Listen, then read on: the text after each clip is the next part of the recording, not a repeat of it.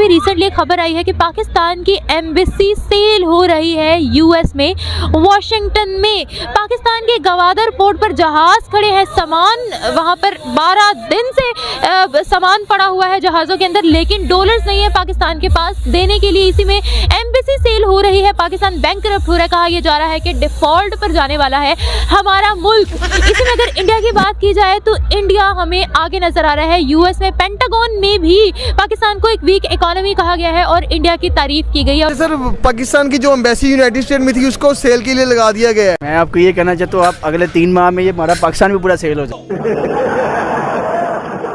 हाथ जोड़ते पे सानू बचा लो, नहीं तो सानू भेज देना।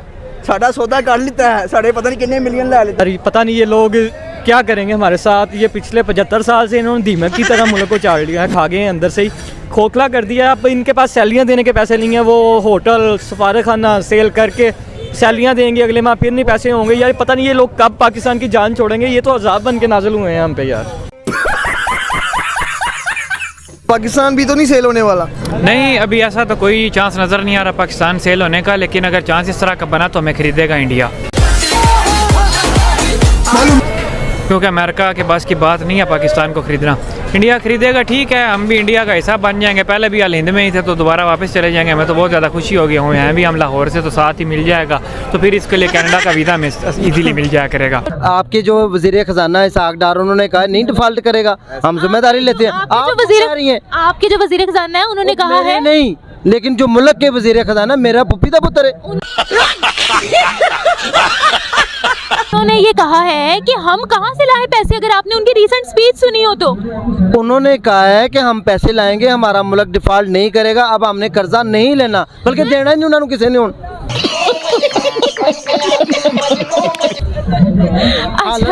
अच्छा, तो जो एम्बेसी बिक रही है उसके बारे में आप क्या कहना चाहेंगे? बेसिकली हम कंपैरिजन करें इंडिया के साथ तो क्या कहेंगे? देखें, और अभी तो रुको, क्लाइमैक्स अभी बाकी है।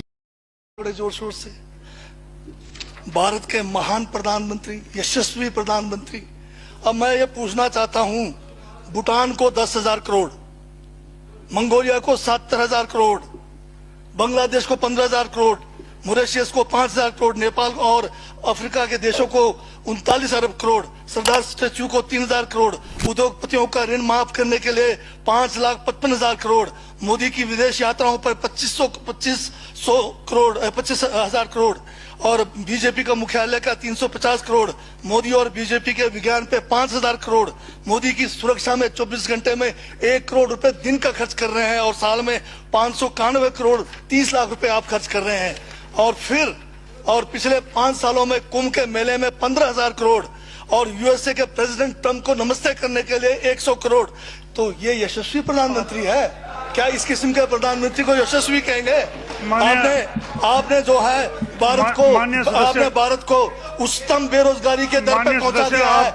आज विश्व में भारत जो है भूखमरी में बांग्लादेश से भी नीचे है, आज पाकिस्तान से भी नीचे है। जिस देश में 25% जो है रात को भूखा सोए, उस देश का प्रधानमंत्री यशस्वी है क्या? जिसने देश की आर्थिकी को बिल्कुल नीचे कर दिया, छिन भिन कर दिया, जिसने जीडीपी खत्म कर दिया, जिसने नोटबंदी में लोगों को जो है नोटबंदी के तहत जो है लोगों को मरुआ दिया, जिसने नौकरियां खत्म करा दी, जिसने महंगाई चरम पे पहुंचाई, जिसने पेट्रोल 100 रुपए कर दिया, डीजल 100 रुपए कर दिया, क्या वो यशस्वी है? क्या उसको यशस्वी कहेंगे आप?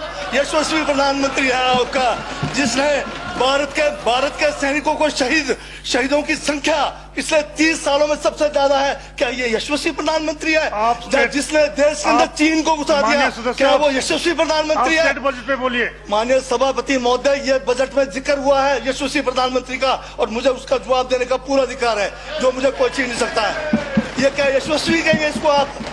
बहुत यशस्वी है। देश का जो है आज बिल्कुल देश को आर्थिक रूप से कंगाल, राजनीतिक रूप से कश्मीर से कन्याकुमारी जो अखंड भारत है वो खंड होने जा रहा है।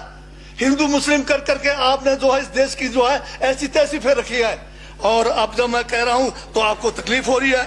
आप बताइए क्या तकलीफ किस उसमें है? आप अब ज्यादा अभी लाल किला आपने बेच दिया, रेलवे स्टेशन आपने बेच दिया, एयरपोर्ट आपने बेच दिया, यशस्वी प्रधानमंत्री है। कोयले के खदाने आपने बेच दिया, रेलगाड़ी आपने बेच दिया, बंदरगाह आपने बेच दिया, बेकिस्मती जमीनें आपने बेच दी यशस्वी प्रधानमंत्री जी ने। और कहते हैं कि देश बदल रहा है, देश बिक रहा है महाराज।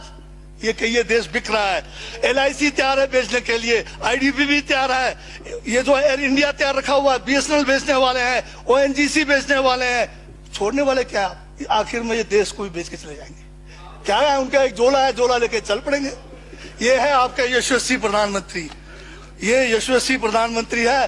दाढ़ी बढ़ाने से टैगोर नहीं बन जाते। टैगोर के गुण लाने के लिए दोबारा जन्म लेंगे 100 बार, तब भी नहीं आएगा। हाँ, दाढ़ी बदल के और मेकअप करा के 15-15 लाख के, उससे कुछ होने वाला नहीं है आपका। हाँ बिल्कुल। और जो जहर आप लोगों ने जो है इतने सालों में इस देश के अंदर जो है आपने जो इस देश में बीजा है, उससे वो जो है ये बजट पे ही है। Sir speaker sir, speaker sir, speaker sir, यशस्वी प्रधानमंत्री जी का जिक्र बजट में आया है, इसलिए मुझे भी जवाब देना पड़ा है। और मैं यहाँ ये कह के इस बात को समाप्त कर देना चाहता हूँ। बर्बाद गुलदस्ता करने को तो एक उल्लू काफी था। हर शाख पर उल्लू बैठा है, अंजामे गुलिस्तान का क्या होगा?